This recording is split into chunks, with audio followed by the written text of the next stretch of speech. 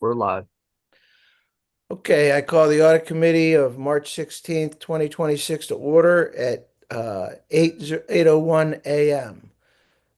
First thing we'll do is roll call. Alderman Thorpe is here. Alderman Alsop Johnson, are you still here, Janice?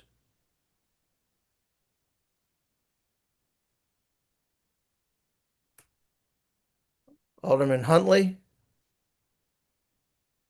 Present. All right, I hear Harry. Audit Committee member Nobilio. Present. FAC Representative Rubino.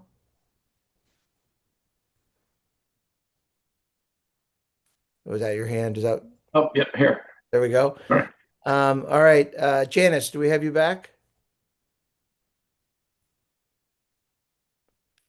Okay, so we've got four of the five of us. We'll wait for Janice to come back. Let the record show we have four members. Was that you, Janice? I'm trying. I'm Uh, trying. you're good. You're good. Stay on, and Okay. we just All won't right. we just won't be able to see you. So let the record show we have five members, and therefore we have a quorum. Also attending, I'll just go ahead and list the folks I see. Acting City Attorney Buckland, Director of Finance, Joel Polakal, right? Did I get that right? Polakal? Uh, Um, Sean Doyle. I don't see Karen. We have Jason Ostrowski. We have our staff liaison, Kat Valiente, who I didn't recognize earlier. Kat, thank you for all the work that you have done so far to make this meeting happen. Good to have you on the call. Course. And I think that's everybody. Did I miss anybody? Okay, first order of business is approval of the agenda. The agenda was provided by email. Do I have a motion to approve the agenda? A motion to approve the agenda. Second, Second. any discussion? All in favor, say aye. Aye. ah, Aye. Any ah. opposed? The agenda is approved. So the first agenda item is election of the chairman. I'd like to entertain nominations for Audit Committee Chair.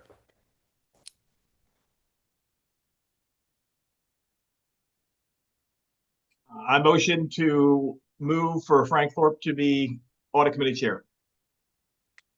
All right, Second. thank you. Any other nominations? Okay, hearing a nomination and a second. Any discussion?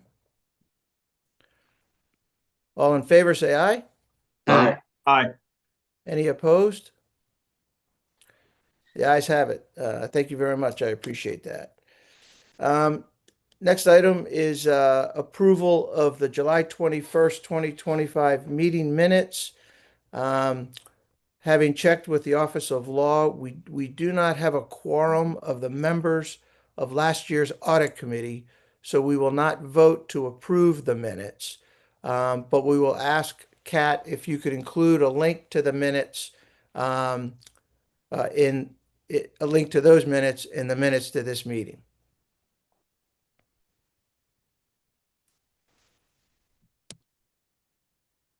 A link to those to July's minutes Yeah, in so today's minutes. yes, please. Okay, I gotcha. Thank you. Okay, with the business behind us, um, I just noticed that Ashley Leonard is on the call and we didn't recognize that she was on there. Let the minute show that Ashley Leonard is joining us.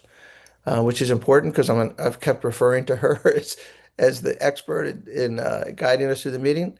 So the next agenda item is the audit presentation by our audit partner, Jason Ostrowski. Before I turn it over to Jason, I'd like to say a couple things. First of all, thank you to everyone who has been involved in the audit this year. Some of whom are on this call and some are not as they're no longer city employees. But we'd like to thank everybody for your hard work. Thank you specifically for those on the call who brought the audit across the finish line. Vicky, to include Vicky, Joel, Sean, Karen, Thank you.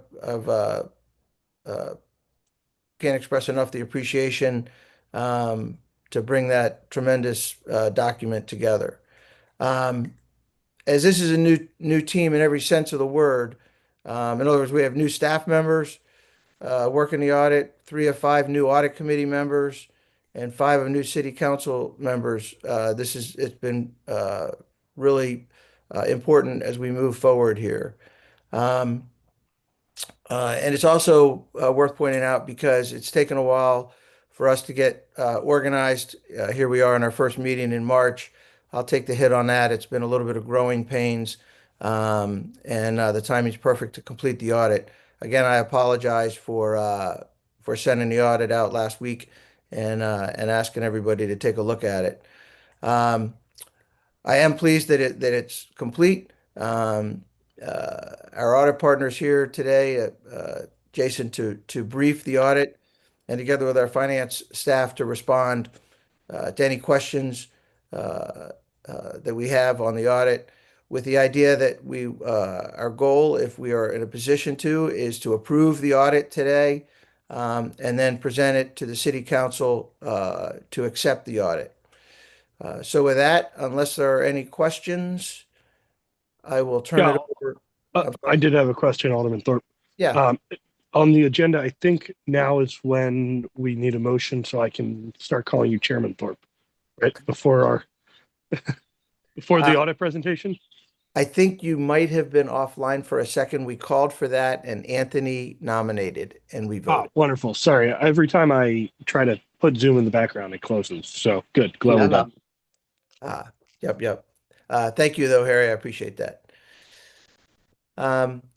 Any other questions before I turn it over to Jason?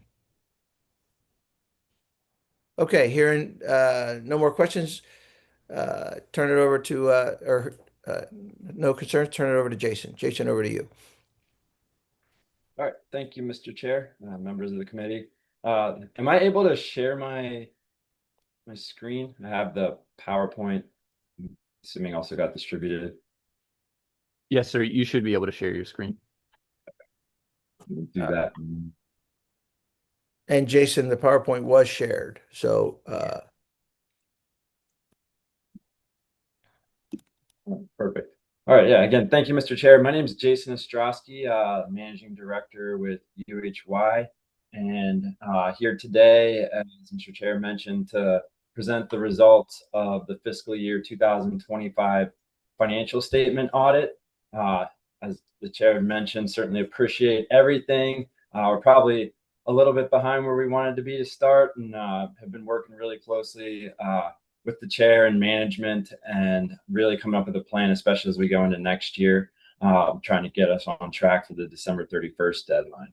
But here again today, just to present the results. You'll see the agenda there. We're going to walk through the 2025 financial statement audit results on that annual comprehensive financial report, which is the primary document that we really work through.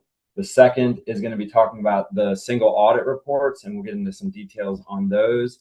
And then we'll wrap up with some required audit communications that are also included in a written communication from us as well. That should be part of your packet. So we'll start here with really what's the headline is the results of the 2025 financial statement audit. And you'll see there in the first bullet, happy to report we've issued a clean, unmodified opinion that those financial statements are presented fairly in accordance with generally accepted accounting principles. So that's the headline there. Certainly happy to report that. There's a couple other bullets on this slide that talk about a couple other pieces included in our audit opinion. The first is there's some supplemental schedules in the back that really detail out at a fund level some of the additional details at the fund level that are included in the primary financial statements. And related to those schedules, we issue what's called an in relation to opinion. So that opinion is not, we don't directly issue an opinion on each of those individual schedules, but we do go through, perform procedures on those.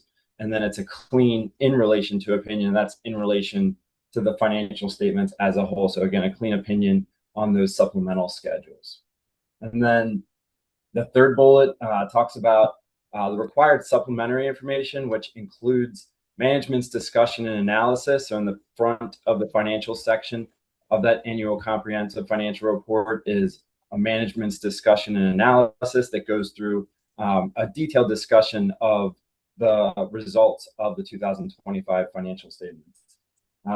In addition to that required supplemental information, there's also schedules in the back of the financial section of that annual comprehensive financial report that primarily focuses on the pension information.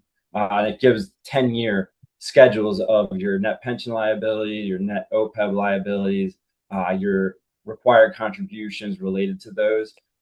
And so on those required schedules, as well as management's discussion analysis, I always like to highlight that we don't perform procedures, or we do perform procedures on those schedules, but we don't issue an opinion on those schedules. So we validate the information in the management's discussion analysis, agree it to supporting documentation, the financial statements, same for those other required supplemental schedules, but again, do not issue an opinion on those. And then the other piece of that last bullet is in that annual comprehensive financial report, there's two other sections, the introductory section, as well as the statistical section. Introductory, of course, in the front of that document, and then the statistical is after the financial section. And that, again, the statistical section includes a ton of detailed trend analysis up to 10 years. And the introductory goes through kind of an introduction of the whole document.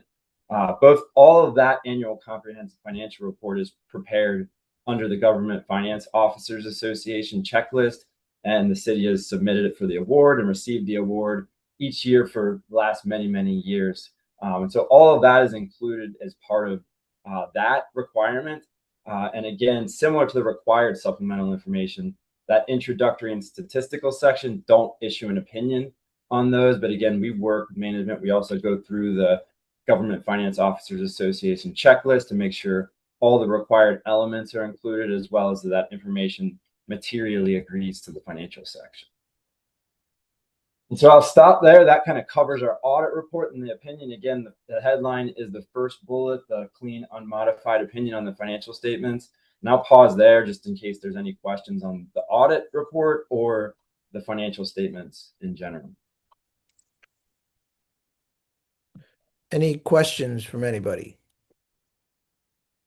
Yes, I have a question. So the actual audit, are you also testing the internal controls as part of that audit for I know the single audit does, but are you testing internal controls for the financial statement audit as well? Yes. So part of our risk assessment, we're looking at certain areas, and then ones that we want to rely on the controls, particularly your disbursements, your payroll, we're testing the controls there as well. Did anything stand out as a risk point that maybe, was brought up that, even though with the clean opinion, maybe wasn't published or worked through, that was identified? No, nothing. So yeah, we had no material weaknesses related to the financial statements. So yeah, nothing really identified that felt necessary to really bring to the committee. What about the staffing levels currently and previously? Do you see any risk in that area? And if so, has it been addressed satisfactorily in your opinion? Yes. So in the governance, and we talked about this, some of the delays related to the audit, I think that and new pieces here. So I was going to speak to later, really thanking Jody, the former finance director. She was very critical to us getting through the audit this year and getting the audit issued. But as I'd mentioned, certainly there's a focus on it from management as well as the council. I've seen it. So some of the faces on this call, I think, are representative of the focus to address that. But certainly filling the finance director position is going to be very critical.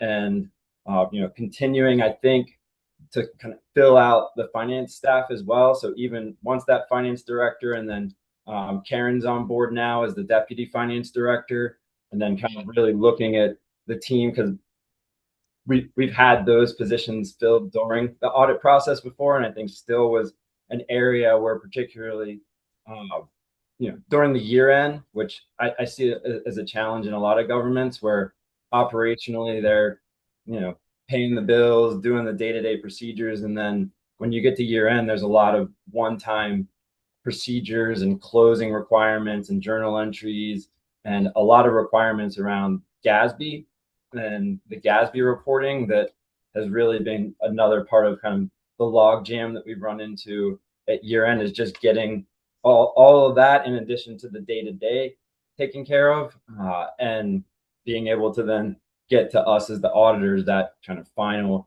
GASB trial balance for us to then work through the audit. So I think overall there's certainly attention been given to it. I think there's progress and it's being addressed, but I think I would say that there's still some work to go as well. Okay, and just one last thing, if you don't mind, my last piece. So the reconciliations to the balance sheet are, I think we had discussed this possibly previously. Are they being done monthly, quarterly, or only on a year-end basis from your observation? Or could you comment on that as well? Yeah, so certain things like bank reconciliations, of course, done monthly. Haven't really seen a lot of slippage there. That's always an area that you're like, okay, as long as you're doing the bank reconciliations, you can feel comfortable around a lot of other things. And then yes, there's other reconciliations that would be related to year-end reporting. Fixed assets being one. I think we talked about that a few years ago. But so it just really depends on the types of reconciliations. But I'd say from the primary piece of that bank reconciliation, that one is, we've seen that that's getting done relatively timely and on a monthly basis. And then there's other ones that are done, and that's where the year-end challenge comes in. There's a lot of reconciliations that happen at year-end, things that get adjusted and trued up at year-end that only happen then, and they're being done. So of course we have no material weaknesses and these things. So everything's being reconciled. Ultimately, it's just that level of effort and the availability of resources to do that at that year-end time. Completely understand. And I would just say, if possible, it might be good to consider moving to at least quarterly reconciliations on some of those that you've identified. So just a note. And outside of that, thank you very much for those discussions. Thank you, Mr. Nobilio. Can I ask, Mr. Polakal, could you respond to that during our next meeting about quarterly reconciliations? No need to now. If you get a chance to think through that, if we could make that a do out. Yeah, that'd be great. And then second, Mr. Nobilio, I want to come back to your staffing question and add a little bit of information. From my perspective, I do believe the mayor has put a lot of emphasis on filling out the finance department and the director of finance amongst the many senior hires he's got going on, and I'm satisfied with the amount of level of effort there. I also want to state with Mr. Polakal as well as his team, that is Mr. Doyle, and as well as Karen, who's now on the team. I'm most impressed with their ability. They're jumping in and really working it. I also want to again talk about our acting city manager, Ms. Buckland, for the amount of work she's done. Of note, bad news, good news, I guess. I went back and reviewed last year's audit presentation. It was in March as well. And the discussion was that it was because of staffing that it was delayed past December. So this is 2 years in a row we've done this. To Mr. Polakal's great credit, he has initiated the effort to create a timeline for the 2025 audit to be completed in December. And it was it's been his initiative to create that timeline, which it's one thing to say we're going to do it. It's a whole nother thing when the gentleman who's in the role of director of finance is driving it. And so I do feel that we're off to a good start in getting it done in December, which, stealing Mr. Polakal's explanation, that allows the finance department to be working on the budget in January and have the audit behind us, as well as conforming to Maryland state law. So, Fantastic. Thank you, Chairman Thorpe. any other questions concerning this slide? I saw Alderwoman Alsop Johnson. I saw you light up for a minute. Did you have a question? Not at this time. Okay. All right. That sounds good. All right, back over to you, Mr. Auditor. All right, thank you, Mr. Chair. So that is the 2025 financial statements. The next two slides are going to talk about the single audit reports. Essentially, what the single audit reported is it's a test of controls and compliance over the federal expenditures and the federal awards. If you cross a certain dollar threshold, which the city is above, it triggers the requirement for this audit. And so the first slide you'll see here is mentioning the 2024 single audit report for June 30, 2024. During the 2025 audit, management and Jody is going through kind of the year-end processes, identified that there was a material federal program that was a 2024 at 2024 expenditures. It was, the funds were received well into 2025, and kind of identifying how those were going to be allocated is really what triggered the identification to say, okay, we ultimately ended up using these as 2024 federal expenditures. And so because they were applied against those expenditures in 2024, we had to go back and reopen the 2024 audit, consider it. It was a major program, so it was above the threshold for testing as a major program. So we went through and tested that program as well as an additional major program, and ultimately reissued the 2024 single audit. As you'll see in the second bullet there, that we had to go back and reissue it, that no compliance issues. So when we tested that program, again, issued a clean, unmodified opinion that you complied with all of the federal requirements around compliance for the programs that we tested. But wanted to highlight that as part of this presentation. It's something else that we worked on this year. And then the third bullet there you'll see is the report on internal control over financial reporting, compliance, and other matters. So that's part of the single audit. It's also anytime we perform an audit under government auditing standards, we issue that report. So last year was clean, no findings. This year with the 2024, of course, having to reissue and then identifying that material program had a significant deficiency around the preparation of the schedule of federal expenditures of federal awards. And Mr. Palikal and the team, they've already jumped on addressing that, and as part of this process have gone back already and really done a very comprehensive look at all the program directors, had some conversations just to make sure that there's nothing else, and then prospectively are expecting to continue that process of really trying to go around and identify. And again, another one with this that I think bears highlighting is it was one time, so it's not one of the recurring federal programs that was capital related. And so all of that kind of played into not identifying it initially. But again, they're addressing that and have been addressing it, and there's now new processes in place to capture those going forward. So I'll pause there. Any questions on that one before I go to 2025 single audit? Yes, I have a question. So it seems or comment, it seems that this issue was maybe prevalent in 2024, discovered in the 2025 audit, hence the reissue. Just curious, kind of some oversight on, or some color on how it was discovered, and what are the action items moving forward to ensure that this type of deficiency does not occur going forward.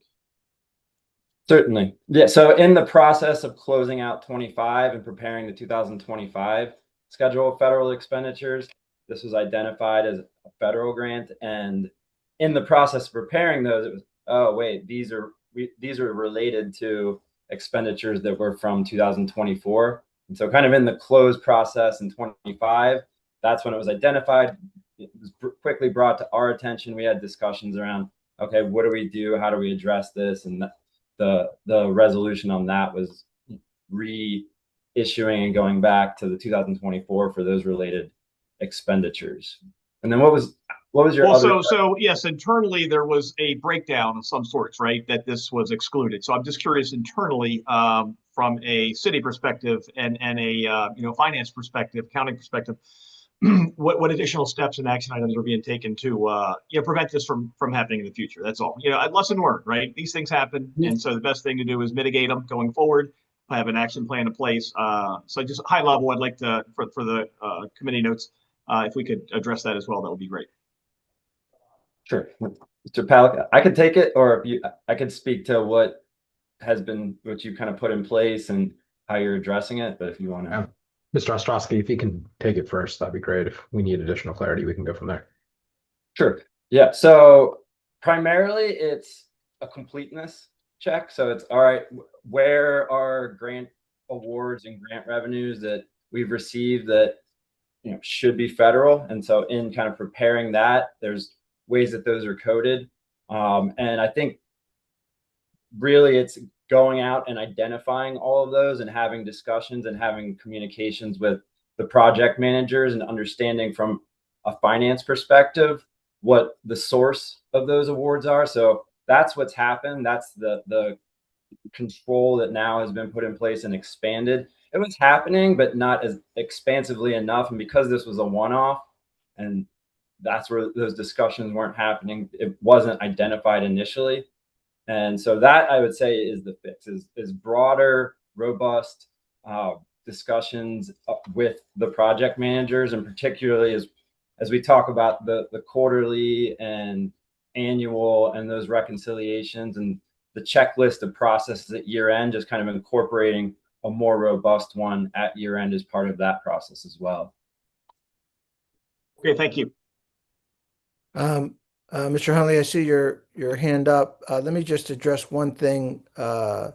Polakal, I'll ask you to touch on this, confirm that I'm right.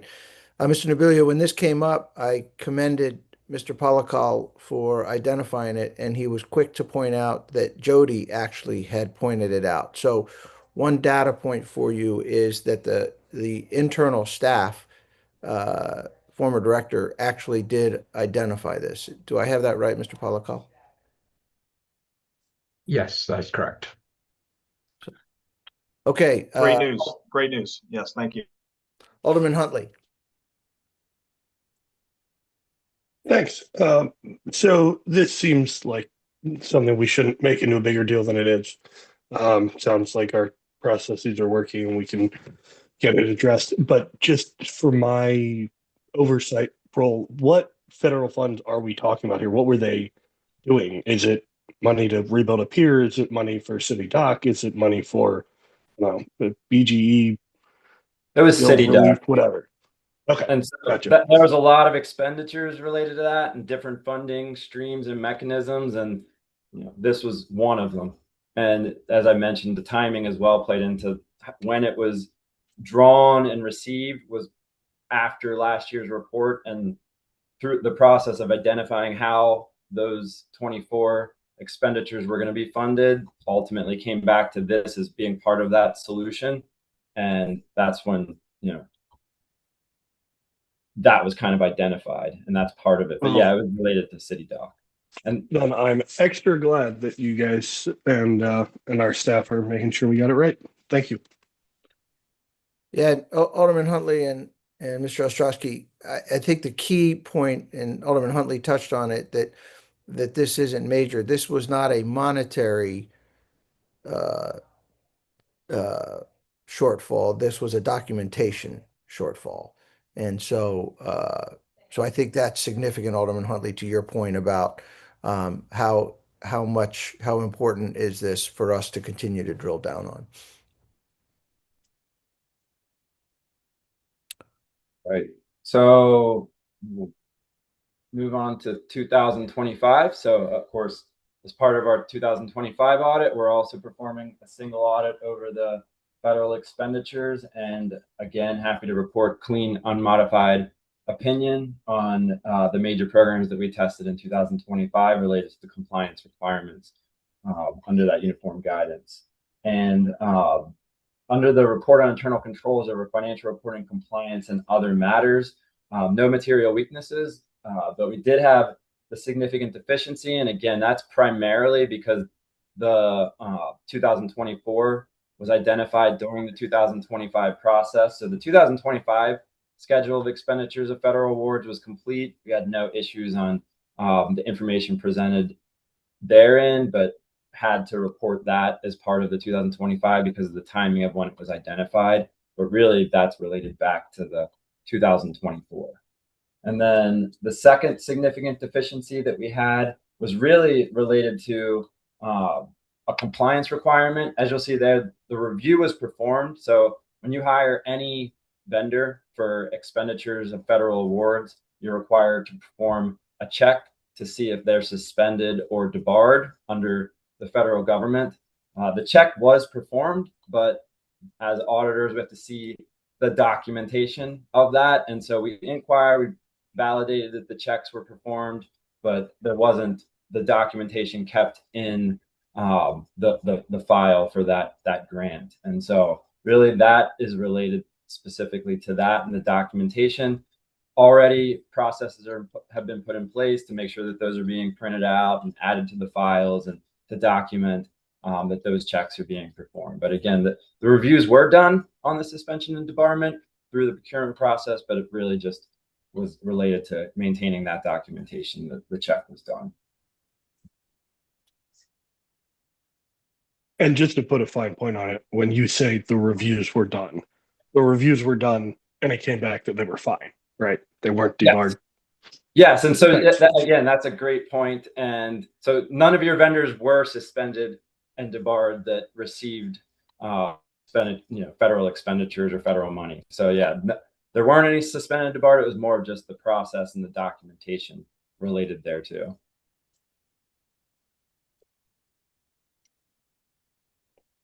And so with that, the last piece that I wanted to talk about this morning is required communications. These, as I'd mentioned, are also provided in writing at the conclusion of the audit and go through some required communications that are required under audit standards. So the first one we've already talked about, all of our opinions. Always like to highlight that our role in the process as the auditors is to provide an opinion on the financial statements, and management's role is related to the preparation as well as the internal controls related to the preparation of those financial statements. As far as significant accounting policies, no new significant accounting standards were implemented during fiscal year 2025. And then the third bullet talks about accounting estimates, so required to report out any significant accounting estimates. You'll see there's certainly are several in the financial statements. These are the same as prior years, but depreciation expense, your self-insurance, so there's a liability associated with your self-insurance for claims that are incurred but not reported, and that's an estimate to calculate that liability. The valuation of the alternative investments, particularly that are included in the police and fire's retirement plan, and then the actuarial assumptions and methods used, and that's related to the other post-employment benefit plan. You have the Maryland State retirement plan that certain employees participate in, as well as the police and fire plan. And so all of the actuarial calculations around those liabilities. And then the final one is the LISAs, and then SPITA. That's a pretty big acronym. I could probably define that. That's the subscription-based IT arrangements. And so both of those are kind of in the same bucket as far as management has to look at any lease agreements and any subscription-based IT arrangements, and under relatively new GASB standards, essentially book an asset and a liability. And in doing that, those are discounted back to present value based on the length of the agreements. And so the estimate piece in there is in the percentage that's used for the discount rate on discounting those back to present value. So we will review all of those. That's all part of our audit process, and different procedures, of course, are performed around each of those estimates. And found them to be reasonably stated in relation to the financial statement. So no issues there, but again, just something that is required that we highlight any of those significant estimates that exist in your financial statements. And then the last bullet there, no corrected or uncorrected misstatements. So again, good news there. No audit adjustments were identified during our audit of the financial statements. I see a question. Yeah, Mr. Novillo. Just a quick question on the pension liability. Any concerns about unfunded pension liability going forward, or the growth of the unfunded pension liability? You can just provide some commentary on your thoughts on that area. Sure. Yeah. I can pull it. I have the financials here. I can pull it up. We can. Okay. I don't know if you can see the financial statements. Yes. It's pretty much an eye chart, though. Zoom. That Let's go to the. I mentioned the required supplementary information, so that's always a good place to go to for the pension related information. So here, as I mentioned earlier, that required supplementary information shows kind of a trend of the liability. And so here you'll see the liability trend. This is for the Maryland State retirement system. And you'll see here kind of a trend of the funding percentage. And so this is for your participation in Maryland State. So this isn't the city's retirement, but you'll see pretty stable from a funding percentage. Has been dropping a little bit from 21, 22, 23, 24. So this is kind of where you go for kind of that long-term trend analysis. So certainly something to keep an eye on, but 70% funded is pretty good funding percentage as far as pension funding. And then that's Maryland State. And then you also have the city's plan, which of course you have a little more control over, but that is heading in even more of a positive direction. So right here, you'll see this is the funding percentage. Again, this isn't the actuarial, so this is on market value of your assets. And you'll see you've gone from 73 to 74 to 80 to 84. And so I think that is probably really a testament to, if you go to this schedule in the required supplemental information, this shows you your contributions, and the actuary says, hey, you should make these contributions. So this always bears monitoring, but you'll see the excess has been made above and beyond what they've recommended. So from that perspective, I think that's very positive. And then, Maryland State Retirement System, of course, 72% funded is a very strong funding percentage. So trends are important, so it's always worth monitoring the trends as well. Yes, thank you so much for that. That was very good. Alderwoman Alsop Johnson, could you mute, please? Alderwoman Alsop Johnson. I'll text you his number Hey, Janice, could you mute to call him to make sure he has it, okay? one more time? Janice. Okay, love you. Okay, all right. Okay, I had a ball just seeing you yesterday, okay? Okay, Josh, are you able to mute? There we go. Thank you. thank you. So I have a question, and this might be for acting city manager or Mr. Polakal. Do we have goals for those retirement accounts that we set that would provide an answer for that question? Joel, I'll ask you to jump in if you have anything to add, or Jason for that matter. I'm not aware of a general goal that the city says, where the city says this is the level that we're trying to get to and that's sufficient. The primary goal that I'm aware of has been that we get those actuarial valuations and we do in fact do them. So the goal over time is an increasing trend. But what that actually looks like, obviously is a little bit dependent upon what else is going on in the world. So I think that my experience so far anyway has just generally been the city's commitment to an improving trend over time. Jason, I don't know if you've been with us for a number of years. I don't know if you've got a different answer for that.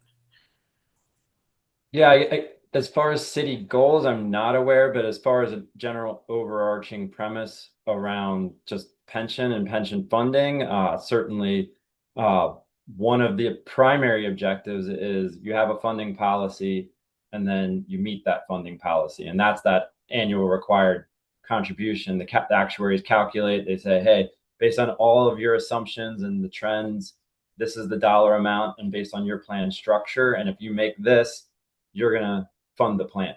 And so that, as far as a goal from just general pension perspective, and of course the city is exceeding that. And so that's certainly a good thing, is that annual required contribution and monitoring that and making that.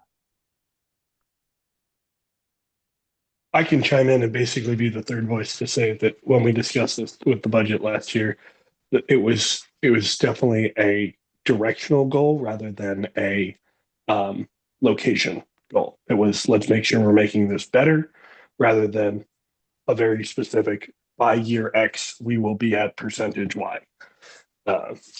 And I think one could certainly make a case for why we should have a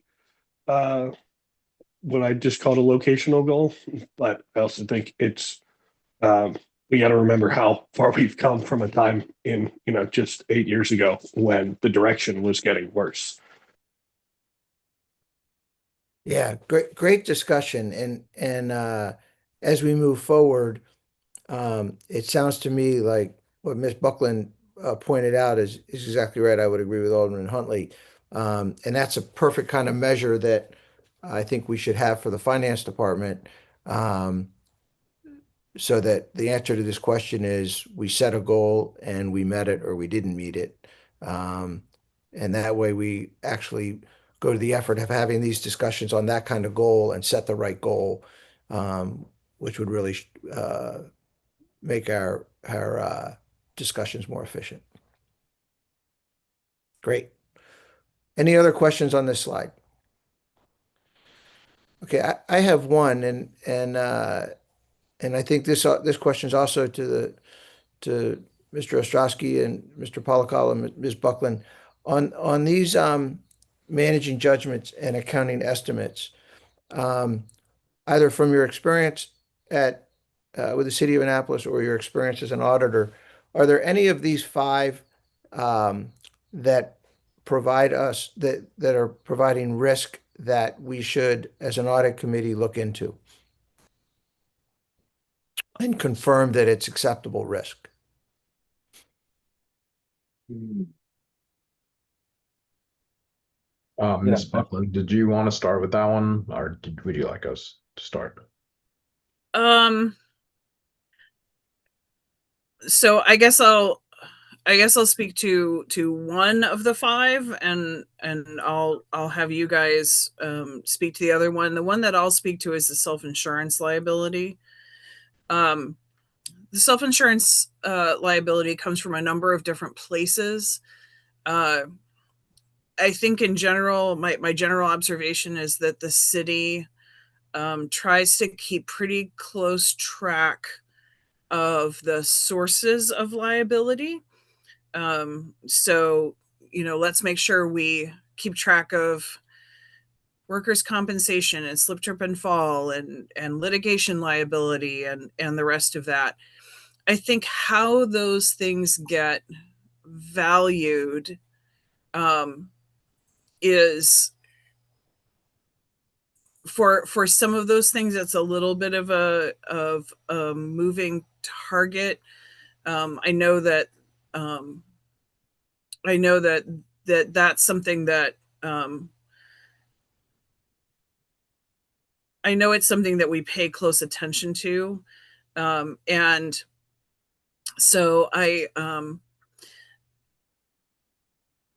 I generally feel pretty good about where we are. There are a couple of as you know, as everyone knows, the city, there are cases that get brought against the city. So that list is something of of an active living list. But like I said, we do try to keep pretty close track of what's everything on the plate. And so I do feel pretty good about it from that perspective of there aren't big pockets of potential risk out there that we haven't even considered.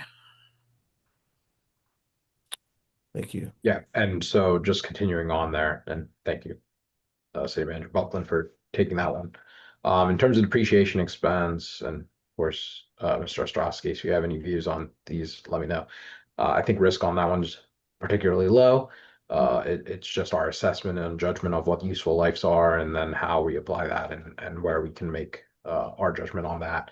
In terms of valuation for alternative investments, I would qualify that as being a risk due to the fact that we're waiting for third-party manager information. So in terms of the pension plan, you'll see there's about $52 million tied to limited partnerships and alternative investments. And so depending on the ability of those managers to provide information to us, it may be outdated. I'd say risk there is tied to just an incorrect, if there's a catastrophic event or something that were to happen in a period of time from when we receive the valuation to when we post it, it could be misleading, but we have to use the information that's best available to us. So from a judgment perspective, I think we're doing the right thing. It's just a little outside of our purview or our hands of timing.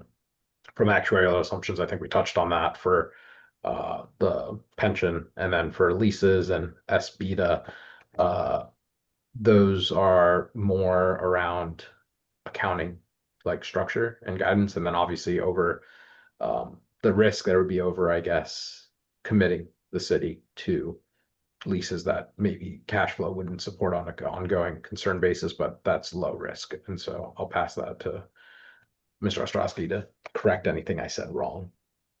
Yeah, Mr. Palgal, I think you were spot on there. The two on the outside, their depreciation expense and leases and the SPITAs, I would say, are probably the lower risk. And then the self-insurance liability, valuation of alternative investments, all of those managers have audits independently done. So that certainly lowers the risk there, but just again is an estimate because they're what is level 3, as they call them, investments, so they're not traded. So there's judgment that goes around determining the valuations of those, but again, they're audited. You have consultants, they've got eyes on those. So from that perspective, probably lower. And then the actuarial assumptions, you're hiring actuaries, so you do hire a specialist there. There's a lot of reliance placed for us and management on the skill and ability of those actuaries, and so making sure you hire competent, licensed actuaries, which you do, is important there. But again, those are significant estimates. There's a lot of assumptions and judgments, but you have those experts to support that. And then again, same thing with the self-insurance liability. There's calculations done by experts. Management has oversight, but probably the 3 in the middle would be the ones that would have the most judgment and the most variables and variability around the inputs that go into it, versus depreciation is just your useful lives and how you determine those and apply them. And same thing with the leases and SPITAs. It's just the discount rate that is determined in that regard. All right, any other comments on this slide? So I would say, Ms. Buckland and Mr. Polakal, if I could ask Ms. Valiente to take a note for further on conversations, especially, I guess, the self-insurance liability, but perhaps the other two, to discuss what the audit committee's role in getting briefs on those and making sure that the staff has the tools and capacity that you need to ensure that those audited efforts are meeting the satisfaction of the city of Annapolis. If that makes sense to you, I think that'd be a good conversation. That would be fine. Obviously, there are parts of that are things that we couldn't talk about in an open session. Right, right. Yeah. So I think the audit committee's responsibility is less to do the analysis of the risk than to know that you have the tools to have somebody, a Jason Ostrowski kind of person, to look at it and evaluate and back up your analysis of the risk. So I don't think the audit committee should be diving into, here are the 17 line items and how you have factored the risk. I don't think we bring that to the table, that expertise, but I think we could ensure that the city staff feels comfortable to have and the audit committee feels comfortable to have that we are bringing to bear the expertise you need to validate your analysis of risk. Does that make sense? Yep. Okay.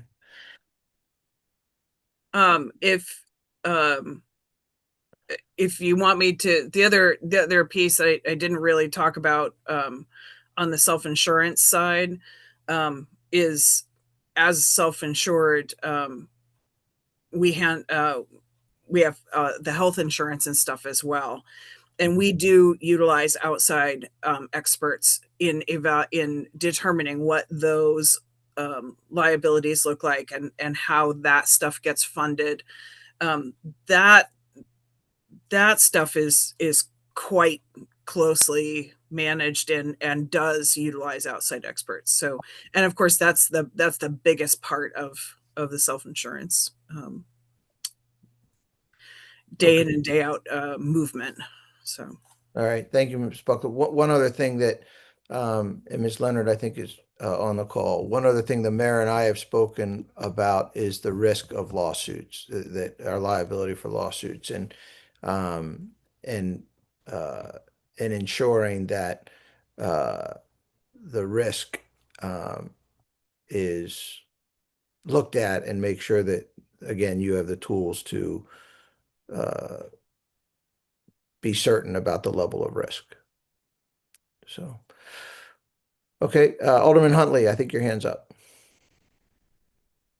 Yeah, I hesitate to speak because I think you more or less said what I was kind of getting at there. But just to maybe bring in a weather analogy, it's like we're not the weathermen, but we do want to make sure the calculation of what's going to be the damage from a 10-year storm is correct, right? Because we kind of know, especially I'm thinking of lawsuits for this, we know there's going to be, I'm just making up a number here, 5 to 10 slip and fall lawsuits a year, and they're going to cost us on average this much money. But it's those 10-year storms that are hard to know.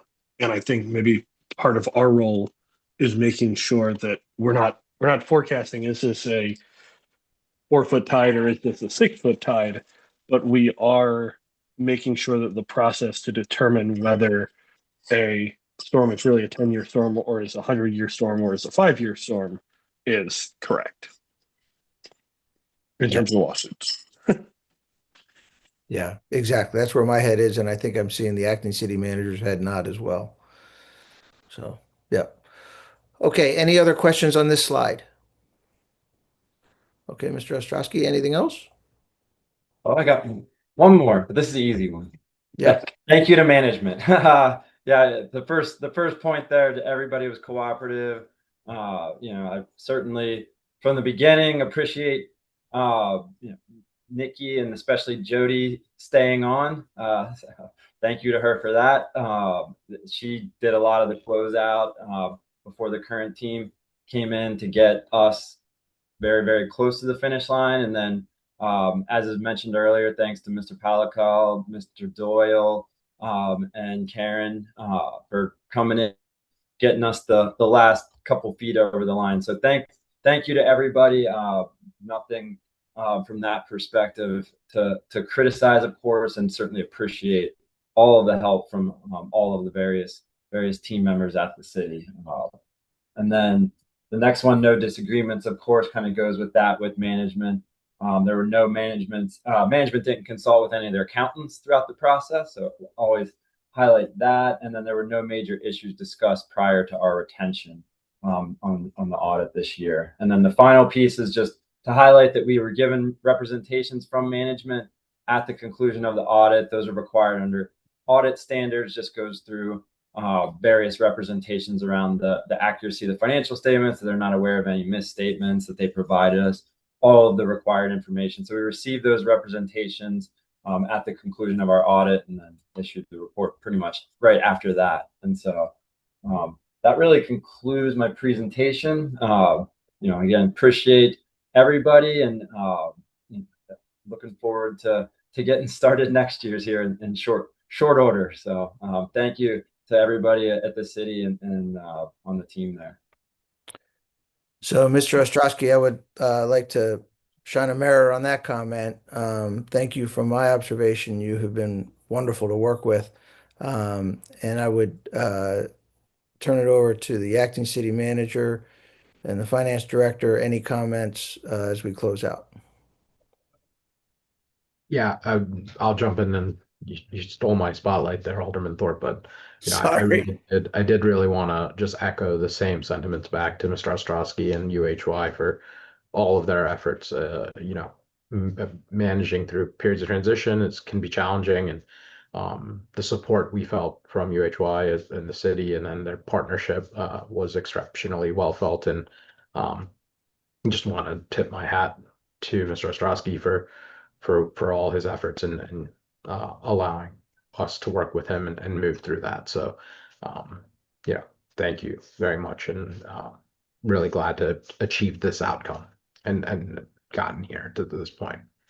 And thank you to, just to pile on, I just wanted to really thank the staff and just have it for the record that, again, with the previous finance director, Jody, and all of her efforts on highlighting that, but then also recognizing that post transition, that there were many people, Mr. Doyle, Miss Ajayi, Karen, and other members of the staff, including Mrs. Nikki and other folks who all just were asked to step into completing work and getting things over the finish line. And I was just very impressed with the staff of the city of Annapolis and the finance team and their resolve to get through it. So really appreciate everyone's hard work to get here. So just wanted that for the record. Thank you.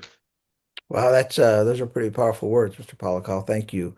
Ms. Buckland, anything? And then I'm going to ask Ms. Leonard if she has any comments. No, all I'll say is, as you had commented, here we are in March, when we hoped were able to do that earlier. Obviously, a lot of transition doesn't help that. But I appreciate that the team continues to look at ways to bring that in, and certainly very hopeful for this next year. That's something that's not just finance. That's something that requires effort on a part of a number of different departments to support finance in pulling some of that stuff together. And I think that it is difficult to overstate just how much effort and detail goes into this effort, in what looks like a singular document, but is actually many, many different layers of work that come together into that one document. So it's I think unless you've seen it close in, I think it's hard to appreciate just how much effort goes into putting something like that together. And particularly at the city of Annapolis, which has, for our size, very complicated books. We're a very full service city. We have a lot of different things going on. And all of those complications show up when you make an effort like this to pull those financials together. And so I really appreciate the team. Every year we strive to be better. So I appreciate the effort from all involved. Thank you, Ms. Buckland. Great work, great words, meaningful. And again, I would, like Mr. Polakal, I would shine the mirror on you as well. Thank you for all your effort. And when you speak like that, I now have had the chance to personally observe your involvement and your support of the team. So thank you very, very much. Ms. Leonard, anything you would like to add? Good morning. No, I had no involvement in helping with the audit, so commend your efforts. It's above my pay grade. I think that's a good thing, actually. Any members of the audit committee have questions for the staff or for Mr. Ostrowski?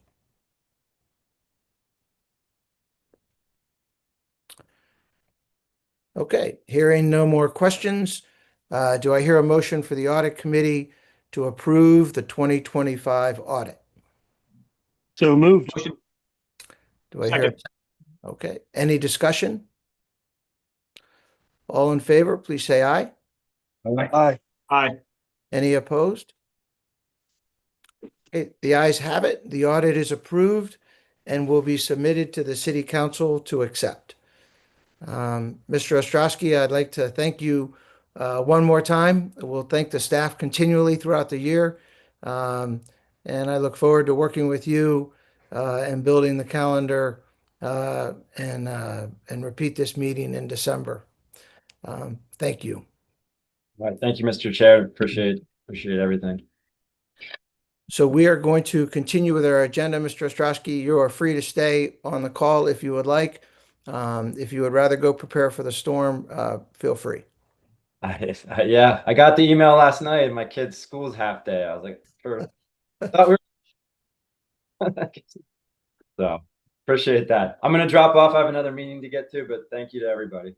All right, thank you. Okay, the next item on the agenda is committee status and responsibilities. I sent out a document, I took the code and put it in a Word document so everybody could look at it. Quite frankly, we have a tremendous opportunity here in the audit committee to make a real difference for our city. I'm excited about it because the mayor is committed to a robust audit committee effort. As you all may know, he wrote the legislation to get this committee going. And I really think we as a committee can help the city staff ensure we're doing the business of the business to make sure that they have the capacity and the tools they need to do their job. So I'd just like to quickly summarize where my head is going forward with the committee. There's basically 5 tasks we do. The first one's providing an independent review, oversight, compliance of the financial reporting processes, what we just did today. The second is oversight of any internal auditors, employees, consultants engaged, providing internal audit service to the city. It's what we touched a little bit on today. The third is overseeing the establishment and execution of procedures for the resolution of allegations of improper procedures, irregularities, fraud, waste, or abuse in the city government. I think that's going to take some exploration as a committee, what our role is there. If you read the code, it says establish an execution of procedures, not that we necessarily do them ourselves, but we'll going forward, we'll work that. The fourth is evaluating risk management assessments. We touched on that a little bit today. And then the fifth, which is perhaps most exciting for me personally, not being a CPA, not being eating and sleeping this like it appears that Mr. Nobilio does, the audit world. But what's exciting really for me is compliance and conformance with performance standards. And I'm really excited about the amount of work that Ms. Buckland has done on this over the years, and to be able to build on the performance standards. And through a lot of the committee meetings that I've heard, it's continually referred upon in committees, but at a point where, well, it's too late for us to do anything. So I really look forward to providing any support to Ms. Buckland and the city staff as we do this. Alderman Huntley and I have discussed this at length, and as you all know, he chairs the Finance Committee, and I'm honored to serve on that committee. And I chair this committee now, and Alderman Huntley's on it, and so as well as a third person, Alderman Alsop Johnson, and then Alderwoman O'Neill. And so just a kind of quick mention of what I think I've said to most of you, if not all of you individually, the Finance Committee has the lead to for the City Council to move the budget forward, which is proposed by the staff and the city manager and the mayor, move it forward to the City Council for approval. And in a city, the budget is the plan. And as we move forward and focus on the Audit Committee, we're going to ensure that the city staff has the tools they need to measure the product of that plan. As I mentioned, the city's done a lot of work to develop performance metrics. I applaud that effort. And we still have a lot of work to do. To be clear, and as Alderman Huntley and I have discussed, the Audit Committee's job is not to measure the product of the plan. It's to ensure that the product of the plan is being measured, and that Alderman Huntley and I talk about a cycle quite often about the City Council approve the plan. The Audit Committee ensures that the product of the plan is measured, which enables the next budget, which enables that plan to be measured. And so I'm really excited about the opportunity to do that together. And again, at the end of the day, provide the city staff, specifically Ms. Buckland and the city manager, the tools they need to do their job. Any questions about that way forward on either the staff or committee members? Alderman Huntley, do you want to pipe in anything on that on our conversations? Did I grab that right on our conversations? Absolutely. I really can't say it much better than you can. I will add a little bit that I think this is something that across the country, we're seeing people recognize the importance for good government of saying, are our programs working? That as legislators, our natural role is to be the ones to maybe till the soil and to plant the seed. And too often we're not the ones coming back and hoeing the rows and applying the herbicide. And if we don't do those things, then the residents will never get to harvest the fruit. So that's my horticulture background. Try to tag team you. Thank you. Any other comments? Committee members? We all good? Okay. All right. Before I turn over to reports, I'd like to make one request. We are actively recruiting 2 new members. We've got a lead on 1. In a perfect world, we'd like to add another CPA kind of person and perhaps somebody who's has experience in measuring the product of the plan. But at the end of the day, what we're really looking for is clones of Mr. Nobilio and Mr. Rubino. So if you know anybody that speaks like you and acts like you, please let me know. That's probably my top priority is to fill out this committee. Please email me if you know of any nominees. Like I said, I have one that Ms. Buckland has put forward. Okay, next agenda item, reports from subcommittees or members. Mr. Polakal, is anything else to add from Finance Department? Specific to Audit Committee, just wanted to speak to the fact that we are aspiring for this December issue of the state. And so something we didn't touch with Mr. Ostrowski is the kickoff will be starting as early as May. And so in the May Audit Committee meeting, we will be doing kickoff and working through the normal prescribed timeline and looking forward to working with this committee regularly to execute against that pathway. Outside of that, I believe that is what I would bring forward to this committee. Great, thank you. Next, a report from the FAC, and I guess I should have commented, Mr. Nobilio, welcome. I'm sorry, Mr. Rubino, welcome to being the FAC the brand new FAC representative. It's great to have you representing the FAC. Any reports on your part, Mr. Rubino? We've I suspect there's other commissions, and thanks. Pleasure to be aboard and working with y'all. There's been a lot of dialogue of, with the new administration, new city council, some new members on the FAC of what the best role, how the Financial Advisory Commission, excuse me, can best assist the city council, kind of adjust fire. It's traditionally looked at budgets and some ad hoc deeper dives for the city council. There's been a lot of dialogue about if the FAC could assist the city council with some like spending affordability metrics. The state and the county tend to use that. I think the city council to some extent does, but could that be more formalized? Could the FAC assist that in any way? There was some legislation that was in dialogue the last year or so. I think that'll be some of the ongoing conversation between the FAC, the city council, and maybe, as you look at metrics and planning, does that play into the audit committee at some point?